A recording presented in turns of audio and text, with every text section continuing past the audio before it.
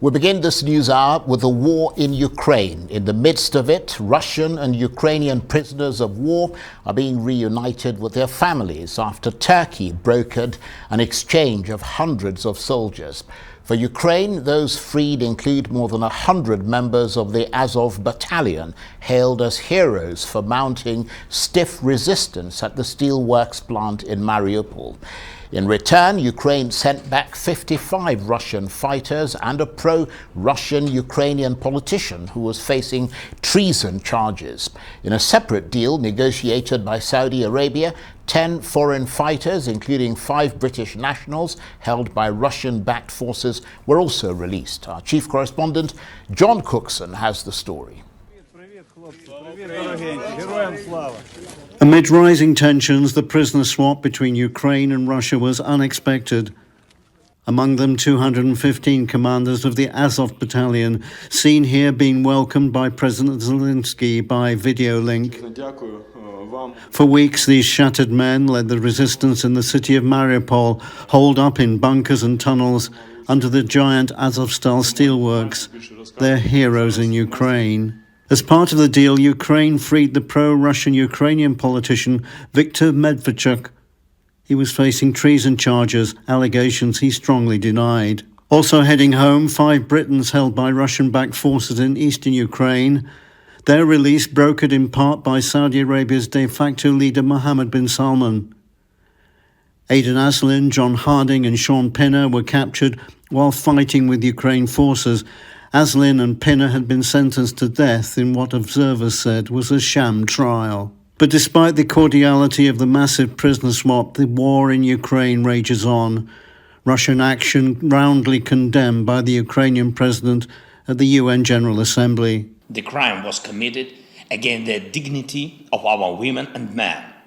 The crime was committed against the values that make you and me a community of the United Nations. On behalf of the General Assembly, I have the honor to welcome President Biden said Russian action was an affront to the UN Charter. This war is about extinguishing Ukraine's right to exist as a state, plain and simple, and Ukraine's right to exist as a people.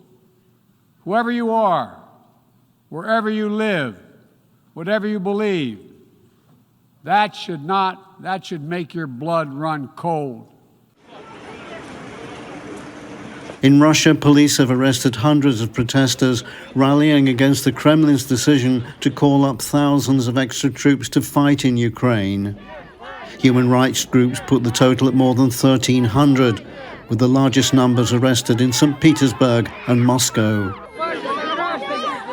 John Cookson, Arise News.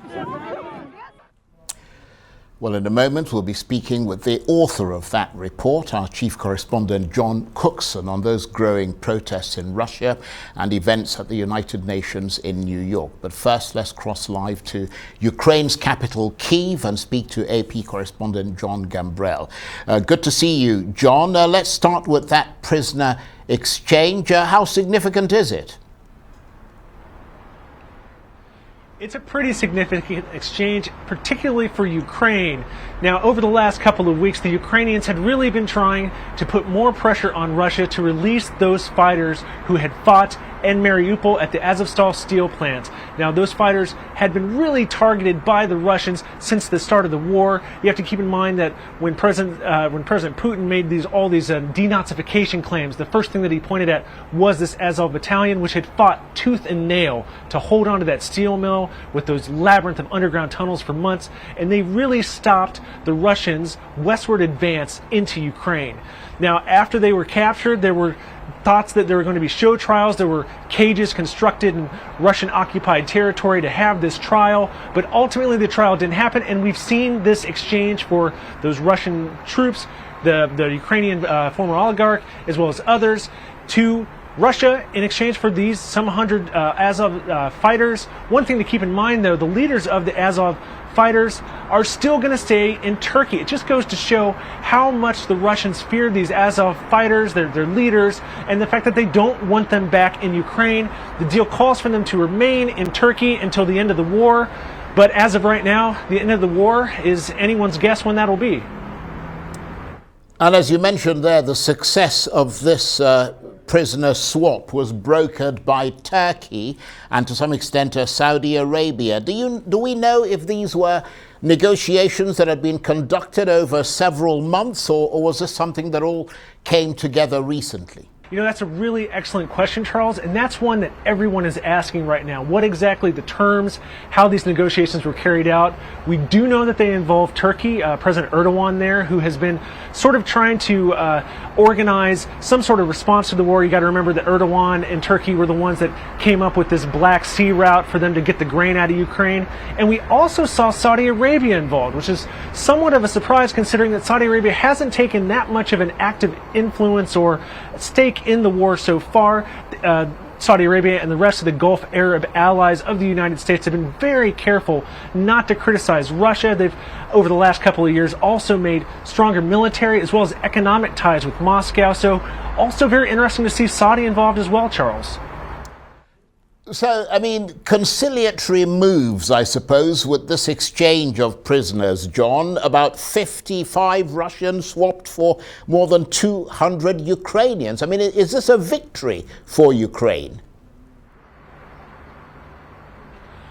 I think that Ukrainians, President Zelensky today did this teleconference with some of those Azov fighters who were freed. You know, he wanted to put forward the idea that he was the one who was able to get them out, and there really was a groundswell of sort of Ukrainian support for these fighters as they held out for those weeks-long battle over that steel mill.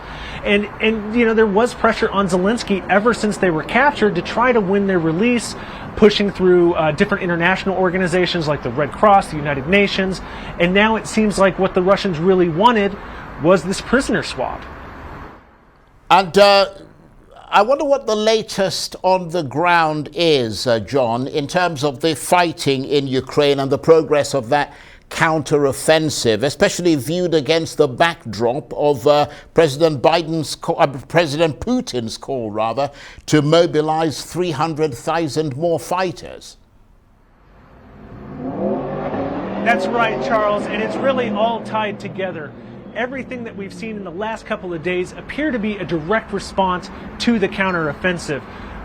President Putin came out, said he was going to do this mobilization. There's some 300,000 troops they're going to call up potentially, and it seems to be a direct result of the referendum they want to call as well, because in the Moscow's eyes, they want as quickly as possible to declare the territory that they occupy in Ukraine as Russian, and they believe that's going to be a way for them to stop the West from arming Ukraine and to potentially pressure Ukraine from stopping its offensive. Now, I have to say, though, that in the days since Putin made these remarks, we've seen President Biden, President Macron, and everybody else come out very strongly against Russia, supporting the Ukrainian position.